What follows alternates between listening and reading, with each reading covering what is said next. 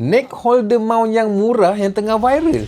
Phone holder ni dia magnetic macam ni, jadi korang nak buat macam ni, lekatkan korang punya handphone pun tak ada masalah. Dia memang sangat-sangat kuat. Kalau korang nak tarik, korang kena tarik ke depan macam tu. Korang tak boleh tarik dia macam ni sebab dia memang sangat-sangat kuat. Nampak tu? Memang kuat. Kalau phone korang tak ada ring ni, dia bagi sekali dengan ring ni, sekali dengan dia punya safety lanyard tu. Neck holder ni dia ada dua bahagian. Satu bahagian bawah ni ada locking screw sekali, lepas tu dia panjang sikit, ada locking screw juga dekat atas ni untuk korang nak adjustkan korang punya yang magnet ni dan juga korang punya yang kat bawah ni. So bila korang pakai macam ni, dia boleh adjust ke bawah macam ni, dan yang bawah ni boleh adjust lagi bawah macam tu. Yang paling best sekali, korang tak payah buka pun, korang boleh buat macam ni je. Boleh pakai tanpa korang buka. Tapi yang bestnya adalah pembukaan dia ni ada dua.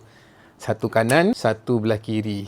Nak buka dua-dua pun tak ada masalah. Jangan risau kalau korang rasa locking screw ni semak, korang boleh tukar saja yang ini. Dia bagi sekali dengan Allen key ni untuk tukarkan yang ini. Tapi neck holder ni tak sesuai lah kalau korang nak nampak-nampak. Tapi jangan risau, dia bagi sekali dengan tali. Korang boleh lock saja dekat sini. Korang lock lagi satu belah sini. Dan korang boleh ketatkan. Nanti dia akan macam tu je.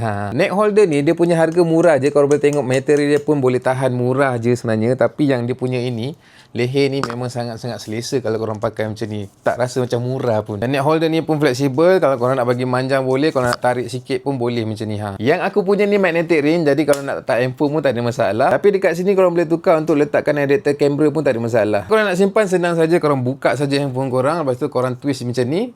Dah jadi dah. Korang boleh simpan dalam beg korang, tak ada masalah pun, tak besar pun. Paling senang lah lagi kalau korang nak buat POV, nak masak ke, nak unboxing ke, nak ride motor pun boleh. Tapi kena pakai lah yang tali tu kan. Macam biasa kalau korang nak dapatkan neck holder mount ini, link aku dah sediakan kat bawah. Harga dia murah je. Mantap weh.